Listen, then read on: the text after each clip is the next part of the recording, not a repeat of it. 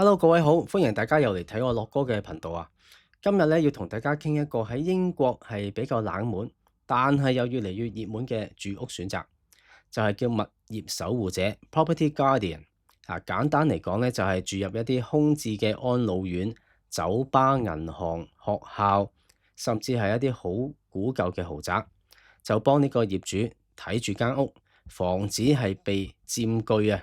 因為咧英國都有好多叫做 squatter 嘅一啲咁嘅人啦，咁係冇屋住嘅，就係隨意咧就強入去一啲空佔嘅空嘅屋咧入邊就霸住咁樣住就賴死唔走嘅。然之後咧呢啲 property guardian 咧就可以咧換取呢個大幅折扣嘅房租。嗱，喺而家呢個生活成本高漲嘅英國啊，尤其係大城市，特別係 London，越嚟越多人開始咧用呢一個方法咧喺大城市入邊生活㗎啦。咁而呢啲房租咧，通常係一般市價嘅30%甚至去到50%，有時係連水電煤氣都包埋喺入邊。咁聽落究竟係咪真係有咁吸引呢？咁但係代價係啲咩呢？點解要平咁多俾你呢？我哋今日一齊睇下兩個真實嘅案例啦。根據 BBC 新聞嘅報導，29歲 Katrina 係一名研究生。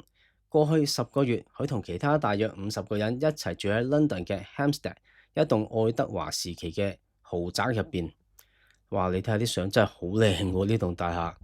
即係如果你係要買嘅呢，我相信係真係要幾百萬英鎊先買到。呢棟屋呢，係2015年之前呢係安老院，佢每個月只係需要俾580英鎊咋，包埋水電同埋 Council Tax 啊！哇！真係超平。住豪宅喎，大佬，不過有50個人同你一齊住咯。咁同埋咧，比 London 平均房租便宜大概400幾磅。因為喺 London 你真係租個 studio，你都要，如果係好近市區啊，或者 Zone 2、Zone 3，我諗都要1000英鎊。而 Katrina 就話佢根本負擔唔起一般嘅私人租屋，所以先至揀呢條路嘅啫。咁佢形容呢棟屋咧，雖然係相當破舊啊，但係非常不可思議又浪漫。哇！你執到啦，坦白講，我覺得咁靚嘅屋，但係我諗呢啲豪宅嘅地點未必係好方便啊嚇。咁呢度咧有1.7英畝嘅花園、氣派嘅樓梯，同埋咧向西南嘅露台啊。咁應該係即係太陽落山嗰時咧，應該係西斜啦，咁應該可以望到夕陽啦。咁都真係幾浪漫喎。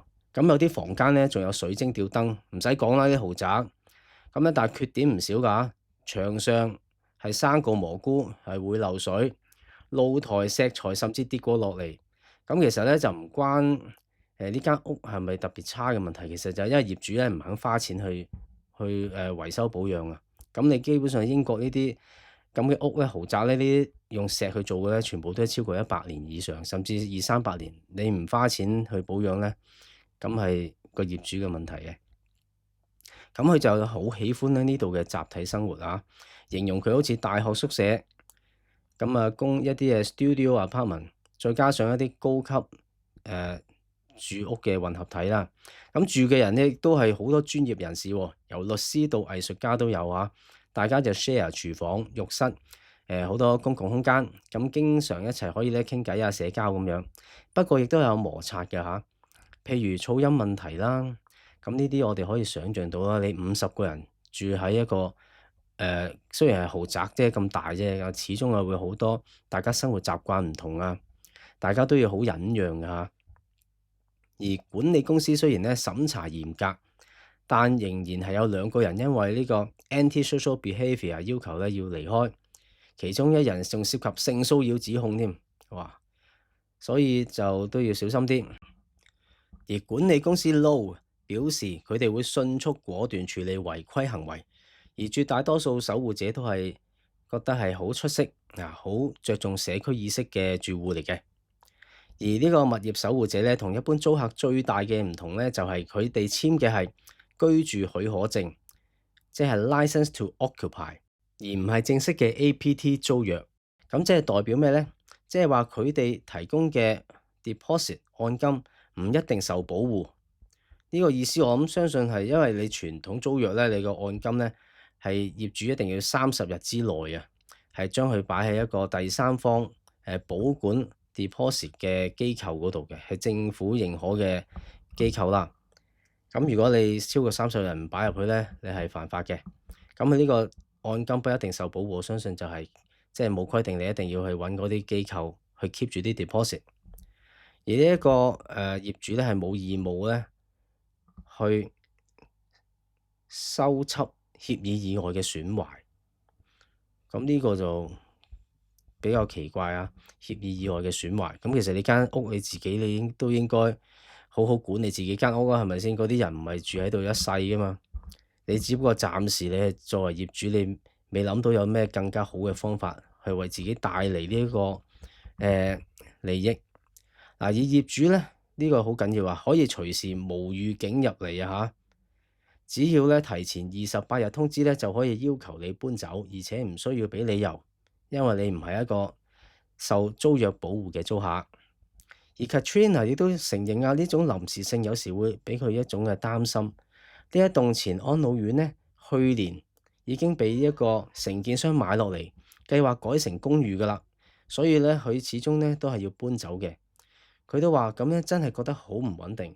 如果你忍受唔到呢一種不確定性咧，就唔好揀呢一條路啦。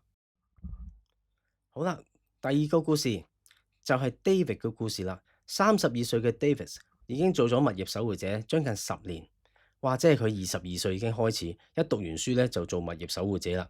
咁可能因為嗰陣時咧啱啱出嚟做嘢，咁未有能力去租一個私人嘅住宅，咁佢真係從來都冇租住過出邊市場上嘅私人住宅噶喎。咁佢同佢太太而家住喺咧又係 London 啦，係南 London 嘅 Brixton 一所以前係做小學嘅建築物入邊，每個月咧都要俾1500英鎊，其實都唔平喎。咁同樣咧都係包水電煤同埋 Council Tax。佢話如果唔係咁嘅方法咧，根本租唔起咁大嘅空間，每個月大概慳到1000英鎊喎。咁即係2500英鎊去租一間屋。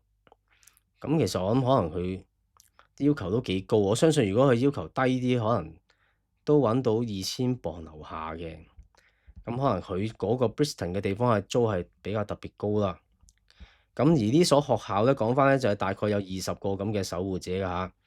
咁咧住喺啲開放式教室同辦公室，或者係啲班房啦。咁我諗佢同佢太太都係住喺啲班房嗰度啦。咁啊共用廚房、大花園。阿 David 話雖然喜歡呢一種集體生活，但同太太已經儲緊錢買屋㗎啦。佢話佢哋都唔想一直咧係共用廁所同浴室，而且將來佢哋都想生小朋友嘅。其實你睇翻佢幅相，呢個應該就係佢住嘅地方啦。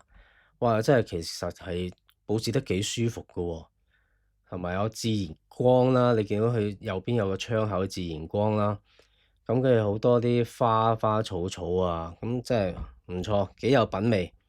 咁講翻啦，根據物業守護者供應商協會 PGPA 估計，英國目前大約有1萬到1.5萬名物業守護者，主要集中喺大城市啦。大多數年齡咧都係20到35歲之間，即係話咧佢哋一讀完書出嚟咧，因為冇咩積蓄，冇辦法可以咧支付到去買樓，咁亦都收入亦都係未好豐厚啊，租唔到私人市場嘅物業。咁咧隨住咧呢個房租咧狂升啦，申請人數咧係不斷大幅增加㗎嚇。PGPA 認為啊，呢種模式可以舒緩英國嘅住房危機。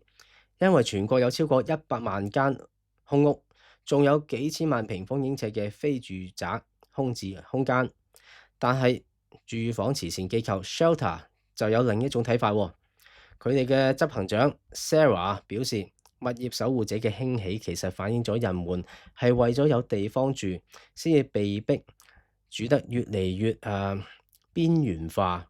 佢又話，對大多數人嚟講咧，呢個並唔係一個負擔得起同埋又穩定嘅替代方案，即係唔係一個好嘅方案嚟嘅。咁我哋講翻，如果你想做呢一個 property guardian，嗱有幾點咧，大家一定要注意啦。又或者你喺英國都係有一啲唔少嘅物業，類似咁嘅物業，因為香港人都好有錢噶嘛，但係你又唔知咧劈喺度點樣做，咁又唔想將佢出租，暫時咧就空咗喺度嘅話咧，咁你又可以睇下啦。嗱，第一就係心態咧要有彈性啊！啲住客咧可能住好幾年，或者你又放個物業好幾年，咁佢暫時有啲收入，咁而住客租住嗰個咧亦都要住幾年咧，咁可能忽然間咧無啦啦就要俾人趕走嘅。咁另外咧揀一啲有信譽嘅公司啊，因為呢啲咧都係會有物業管理公司去負責管理嘅，代個業主管理。要揀優先有完善健康安全程序嘅管理者啦。咁呢啲一般有信譽嘅公司咧，佢都係有網頁嘅，亦都可以喺網上查到好多佢個評價 review 啊咁樣。咁亦都要仔細去睇一睇嗰個協議啊，個 license to occupy，了解下自己對建築物有咩責任，有啲咩規矩。如果你有訪客咧，又有咩規定？譬如有人嚟探你啊，都有規定嘅喎。因為你諗下，如果幾十個人喺入邊住同一個地方，大家都帶一兩個訪客嚟，咁其實可想而知會係幾咁亂啊！咁同埋你要知道自己嘅權利啊，喺被要求離開前，法律上仍然需要法院命令嘅嚇，即係唔可以話個業主派幾條友嚟趕你走，咁你就要走，唔係嘅，都一定要有法律嘅 order。咁而呢個住所咧，亦都要符合基本安全標準，例如電啦，一定要安全啦，要通過 EICR 嘅cert 啦，如果有用 gas 嘅，亦都要符合gas safety 嘅 cert 啦，諸如此類。咁同埋咧就要習慣集體生活啊，要可以體諒到唔同嘅室友、唔同嘅嚟自五湖四海嘅人咧，大家唔同嘅生活方式，要彼此尊重咧，去使用公共空間。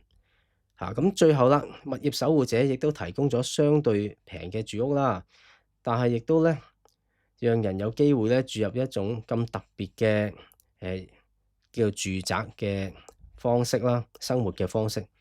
但同時亦都代表咧係少咗保障，同埋一種唔係好穩定嘅居住權。咁如果係你啊，你又願唔願意為咗慳一大筆房租咧？因為好多香港人咧而家有時喺英國。咁佢嚟到可能唔係太耐嘅時間，咁亦都面對好多好昂貴嘅租金，你會唔會為咗慳個租去住入呢一啲咁嘅呢類型嘅物業呢？咁歡迎大家留言講下你嘅諗法啦。如果你覺得呢啲咁嘅物業新聞有幫助啊，咁記得俾個 like 啦、訂閱同埋分享。我哋下次見，拜拜。